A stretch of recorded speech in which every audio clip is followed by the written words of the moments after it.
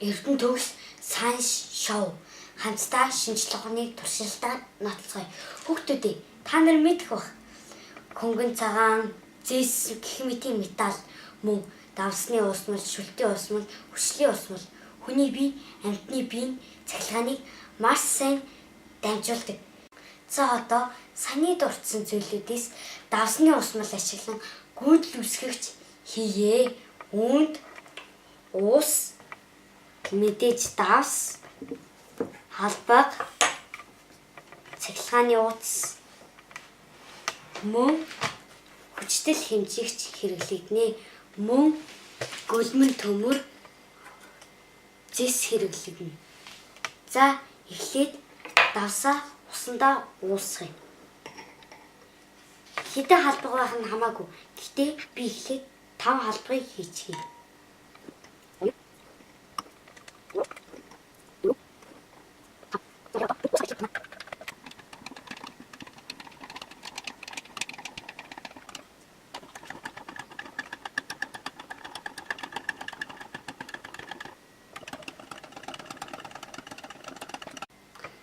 За боллоо. Харин одоо эхний аягтай давсны уусмал маань хэр хүчтэй гаргаж байгааг шалгаж үзье. За.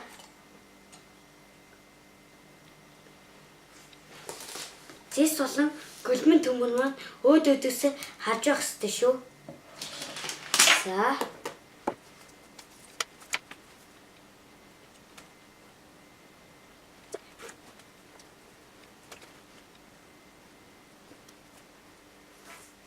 За. Харин одоо гүйдэл хэмжигчээ асаая.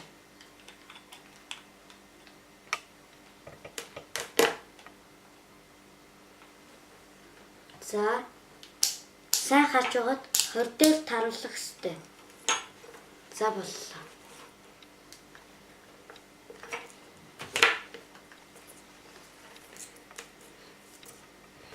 За. Сайн хараарай.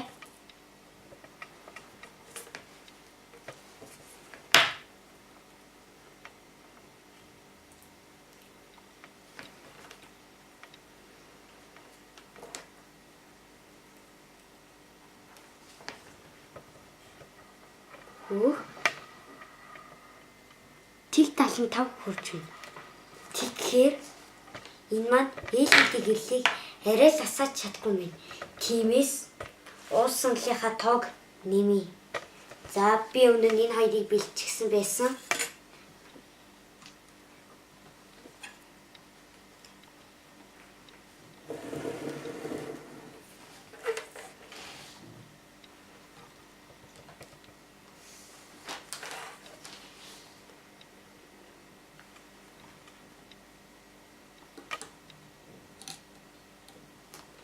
За боллоо.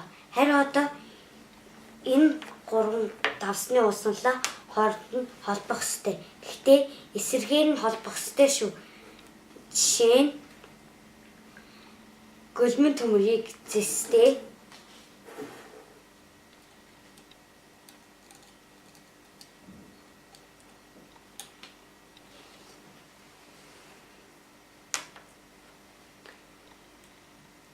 зэсийг гөлмөн төмөртэй.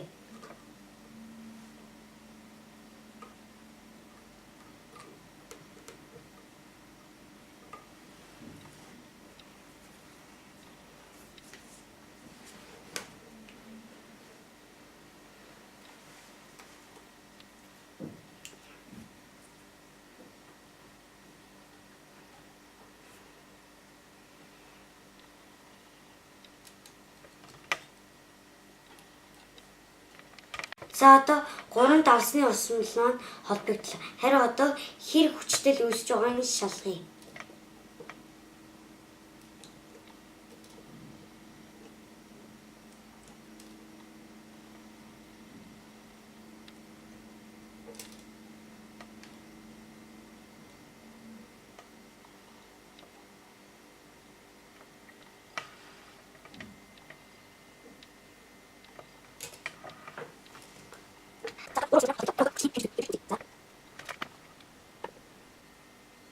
200-ны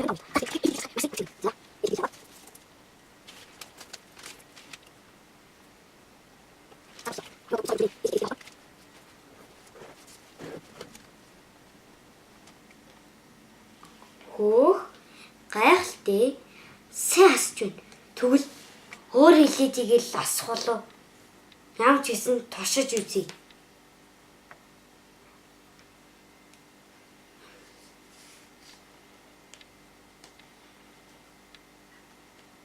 Асч байна. Гайхамшигтэй. За хүүхдүүдээ өнөөдөр бид цаглаан гүйдэл үүсгэж сурлаа.